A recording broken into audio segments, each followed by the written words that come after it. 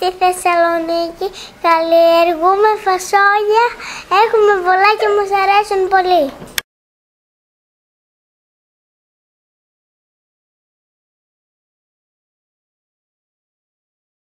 Οργώνουμε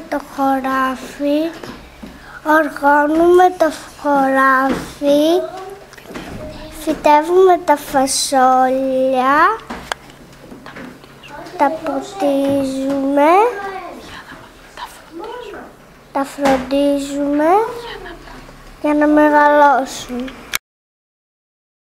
Τα φασόλια μπορεί να είναι μικρά, αλλά είναι μεγάλα σαν οι γίγαντες. Μπορεί να μην είναι άσπρα και να είναι σαν τα μαυρομάτικα.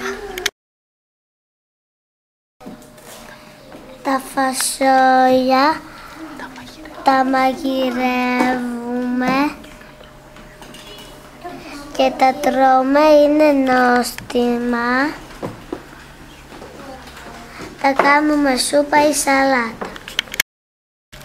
Τα φασόλια έχουν πρωτεΐνες, βιταμίνες, σίδηρο, ασβέστιο, φυτικές ίνες. Είναι πολύ θρεπτικά. Πρέπει να το τρώμε συνέχεια. Μας αρέσουν πολύ. Έλα.